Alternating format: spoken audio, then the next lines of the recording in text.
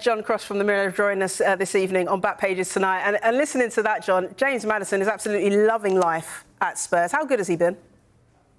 Oh, it's been fantastic, Jess. It's really refreshing to hear a player exude that confidence, by the way, isn't it, in a post-match interview. I love the way that he addresses that and kind of, he's part of the show.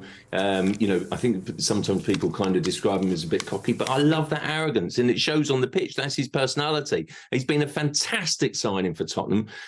He's been really at the heart of things for Ange Postecoglou. This record-breaking start that Postecoglou has had, by the way, it's setting a new Premier League record, isn't it? 23 points from his opening set of games. It's a fantastic record from 9 games.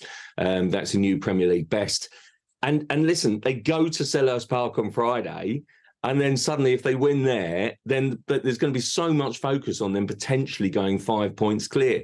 And then from a position where in the summer they sold Harry Kane, and everyone was thinking, wow, what can they do? I mean, listen, I looked at their squad and I thought their squad was thin. I think they have a very good 11. I really liked Postecoglou from day one, but it will come down to, I think, the depth of Tottenham's squad. But they haven't got the distraction of European football, of course, and they are playing some super stuff. They're a really, really good, entertaining watch. And that is what Spurs fans have been demanding for so long, just a team to enjoy, a team to play in their best traditions. And they're getting it from Postecoglou because even though it was, they didn't really face too much of an opponent in Fulham. Fulham were quite disappointing in a couple of chances at the end, but you really felt as if Fulham got one, then Spurs would just put the foot down again and get another, really. They were far superior and they're playing so well. Yeah, they really are. We've got a late addition off the bench. Martin Hardy has joined us from The Times. Good to see you, Marty. Glad you could make it, Martin. We're also looking at the back of the eye. They've also gone as their main story talking about Spurs and how brilliant they've been this season and that 2-0 win against Fulham. I mean, we talk about the job that Ange Postecoglou has done. He's setting new records. He's also got a 100% win record at home since he joined the club. How has he managed to get a tune out of these players? But I'm not quite... I don't like that phrase when fans say we've got our club back. I don't think the lads who used to go on the shelf are going to be given tickets for the director's box at the Tottenham Hotspur Stadium. However, what you can see, certainly after games in the ground, is just how much the fans are enjoying watching this team, just how much they are connecting with this team. He's much more aligned to the club than you would say Jose Mourinho was. Mourinho is kind of the finished article, whereas Postecoglou feels like the players that he's signing, like Maddison, where he's on the rise, he's hungry, he wants to see them develop as he himself develops. What's interesting from a tactical sense is that he is, I can remember a piece from Ollie Holt with Zico in the Daily Mail a few years ago where he said, I was a number 10, that position doesn't exist in football anymore. And you've seen with Pep and Mikel Arteta, whereby they play these 2 wide number 8s and these powerhouse midfielders. Whereas for England now, Gareth Southgate has given Jude Bellingham that freedom to play as a 10. And Postecoglou has done the same for James Maddison. James Maddison is at his best when he's got the ball, he's going forward, he's trying to create stuff and he's trying to score goals. It's working very, very well. And it feels like this is the way Tottenham have always played when they've been at their best. So feels like there's a connection to a Waddle and Hoddle, Klinsmann, Klassen. This is a Tottenham style where they go forward with numbers. And it's really reassuring when you hear Postecoglou talk before the game saying, I want to be entertained by my football team. That makes him a really, really good fit for Tottenham. They've kind of gone Conte, Mourinho, these managers that felt very much just for the glory. They wanted the recognition of having them in charge. Postecoglou was a far better fit for Tottenham and for the way they play. There's still a team development. As John said, they could go 5 points clear on Friday. That might bring a different kind of pressure because suddenly people are going to start saying, can they win the title?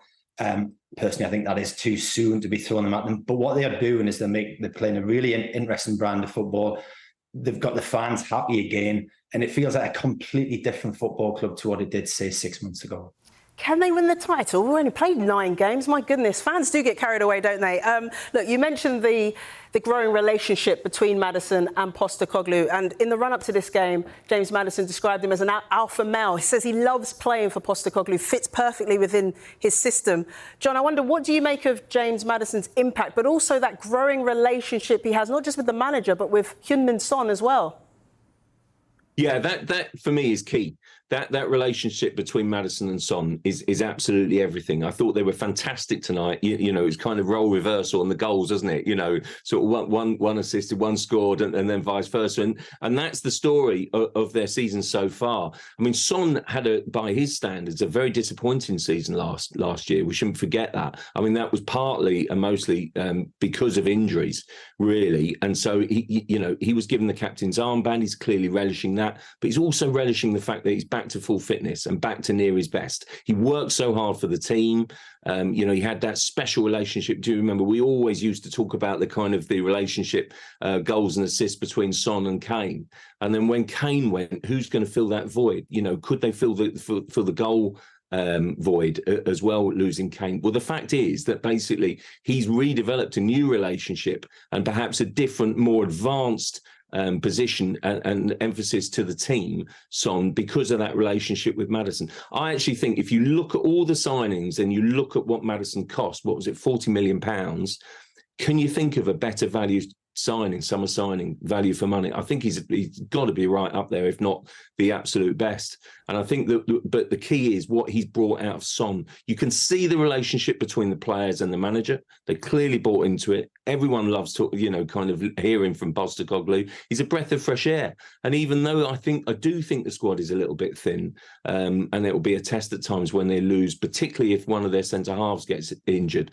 But I do think that there's a team spirit there that can carry them a lot further perhaps this season. And I mean, surely from this position they'll be in the top 4/5 and the Champions League place. But it won't be too long before I do think we'll be talking about title contenders. And why not? When you start building up a gap, that's what comes. Title contenders. Stop it, John. You've gone early. We're 9 games in.